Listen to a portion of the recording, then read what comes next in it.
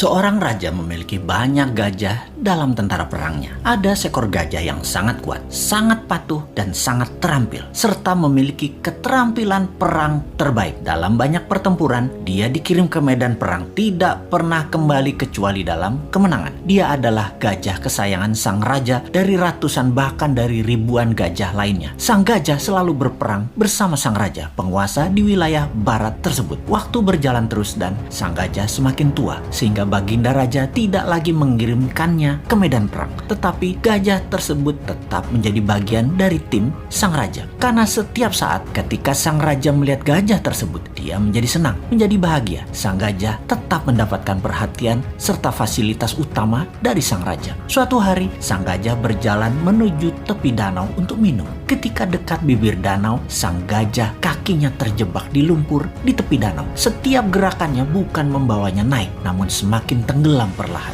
Dia terus berusaha, namun dia tetap tidak bisa mengangkat kakinya dari lumpur. Beberapa orang melihat usaha sang gajah dan tahu bahwa gajah tersebut dalam masalah besar dari nada suara teriakan belalainya. Dan berita ini pun tersebar cepat sampai akhirnya ke telinga sang raja. Semua orang panik karena tahu gajah ini kesayangan raja. Raja pun bergegas ke lokasi. Melihat gajah tadi terus tenggelam perlahan tanpa daya, sang raja memerintahkan semua orang di sekitar membantu mengangkat gajah tersebut. Mereka menggunakan berbagai cara untuk mengangkat gajah tersebut, namun tetap tidak bisa terangkat.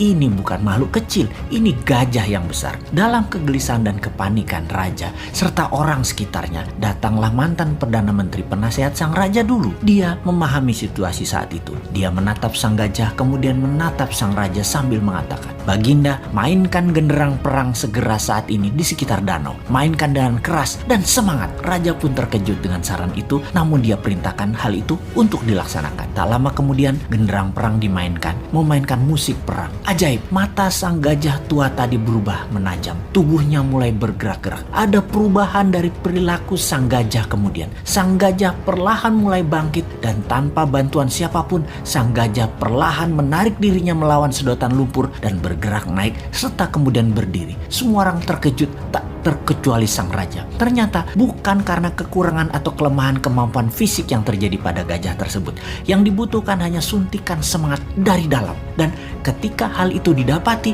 semuanya terselesaikan masalah apapun yang dihadapi. Untuk mempertahankan semangat dalam diri, sangatlah perlu sahabat semua mempertahankan tujuan hidup ke depannya di dalam pikiran bawah sadar kita. Dan jangan pernah ada rasa kalah atau menyerah dalam diri kita. Sahabat, mengapa saya menceritakan hal ini? Di saat pandemi saat ini, di waktu yang berat seperti saat ini, di saat ketidakpastian menghadang di depan, kita semua harus terus menyuntikkan semangat di dalam diri serta orang-orang di sekeliling kita. Pastikan kita semua punya visi dan misi yang jelas, purpose of life, dan semangat yang besar tadi. Pastikan ada genderang perang selalu menyala dalam diri Anda. Kita harus terus bersemangat untuk selalu sehat, makan makanan yang bergizi, selalu bersama orang yang membawa diri kita ke atas, penuh cinta dan penuh tawa. Pastikan kita berhenti menyalahkan keadaan seperti ini. Juga pastikan masalah yang terjadi saat ini yang memperlakukan kita negatif seperti saat ini tidak perlu ditakuti. Banyak hal indah dan besar terjadi di sekeliling kita. Ada solusi atas apapun masalah yang terjadi saat ini. New Mind salah satu solusinya. Dan